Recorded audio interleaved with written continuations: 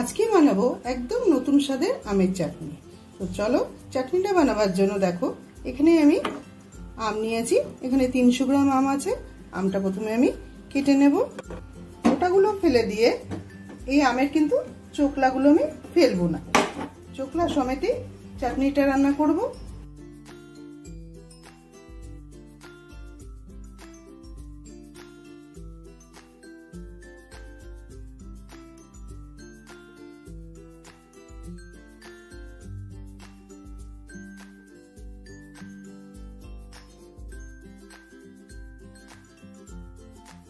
সব আমগুলো কেটে নিলাম। এবার আমি ধুয়ে নেব। একটা স্টিলের বাটি আমি বসিয়ে দিলাম। বাটিতে আমি পরিমাণ মতন জল দিয়ে দেব। এই জলের সাথে 1 চামচ নুন দিয়ে দেব। জলটা একটু ফুটতে দেব। এই চাটনিটা রান্না করার জন্য কিছু ভাজা মশলা আমি অ্যাড করব। এখানে দিয়ে দিলাম একটা শুকনো লঙ্কাকে একদম ছোট ছোট করে কেটে দিয়ে দিলাম। তোমরা যতটা আমের চাটনি বানাবে মশলাটা সেই পরিমাণে দিয়ে দেবো। একটা গোটা শুকনো লঙ্কাও দিয়ে দিলাম। এটা কেন দিলাম তোমাদেরকে আমি পরে বলবো। 1/2 চামচ দিয়ে দেবো মেথি, একদম অল্প পরিমাণে দিয়ে দেবো মৌরি। এই সব মশলাগুলো আমি হালকা করে ড্রাই রোস্ট করে নেব। মশলা ভাজার সময় গ্যাসের ফ্লেমটাকে লো টু মিডিয়াম রেখে ভেজে নেব।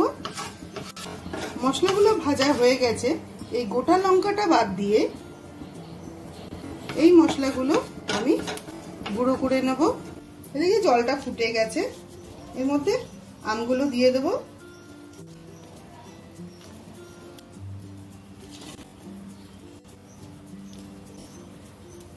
দু মিনিট সিদ্ধ করে নেব আমগুলো।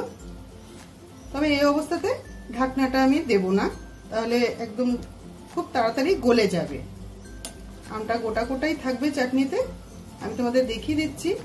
আমটা সিদ্ধ করা হয়ে গেছে। দেখো স্কিনের কালারটা চেঞ্জ হয়ে গেছে। এর থেকে বেশি আমি সিদ্ধ করব না। 2 মিনিট সিদ্ধ করে নিলাম। এবার জল থেকে নামিয়ে নেব। আমগুলো নামিয়ে নিলাম। নামিয়ে বাটিটা ধুয়ে আবার একই বাটি বসিয়ে দিলাম। এর মধ্যে অল্প করে জল দেব আর দিয়ে দেব 200 গ্রাম চিনি। এখানে আমি 300 গ্রাম আম নিয়েছি, তাই আমি 200 গ্রাম চিনি দিলাম। এবার দিয়ে দেবো অল্প করে নুন। যেহেতু আম সিদ্ধ করার সময় আমি ওখানে নুন দিয়েছিলাম, তাই নুনটা আন্দাজ করে দিতে হবে। চিনিটা গলে যাওয়া অবধি অপেক্ষা করবো। আর বারে বারে একটু নাড়িয়ে দেবো, নাহলে চিনিটা নিচে লেগে যেতে পারে। যে মশলাগুলো আমি ভেজে নিয়েছিলাম সেগুলো একটা মিহি গুঁড়ো করে নিয়েছি। চিনিটা পুরোপুরি গলে গেছে। এবার আমি সিদ্ধ করে রাখা আমগুলো এর মধ্যে দিয়ে দেবো।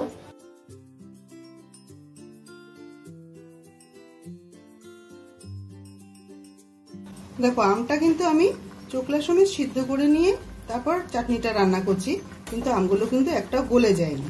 যখনই তোমরা সিদ্ধ করবে আমটা, তখন কিন্তু নুন জলে ভালো করে জলটা আগে ফুটিয়ে নিয়ে তারপর আমটা দিয়ে 2 মিনিট ফুটিয়ে সঙ্গে সঙ্গে নামিয়ে নেবে।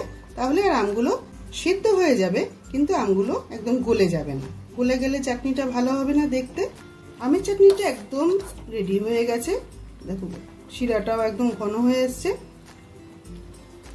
এবার ভেজে রাখা মশলাটা উপর দিয়ে আমি ছড়িয়ে দেব।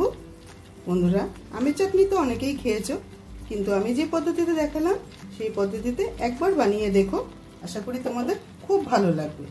ভিডিওটা কেমন লাগলো একটা কমেন্ট করে অবশ্যই জানিও। এবার আবার নামিয়ে সার্ভ করব। তৈরি হয়ে গেল খুবই সুস্বাদু আমের চাটনি। কোনো কাজু কিশমিশ লাগবে না, তেল লাগবে না, কোনো ফোড়ন ছাড়াই তৈরি হয়ে গেল অসাধারণ স্বাদের আমের চাটনি। বন্ধুরা, ভিডিওটা ভালো লাগলে অবশ্যই একটা লাইক করে দিও। তুমি যদি আমার চ্যানেলে নতুন বন্ধু হয়ে থাকো তাহলে একটা সাবস্ক্রাইব করে দিও। পুরো ভিডিওটা দেখার জন্য অসংখ্য ধন্যবাদ। সবাই ভালো থেকো। দেখা হচ্ছে অন্য কোনো নতুন রেসিপির সাথে।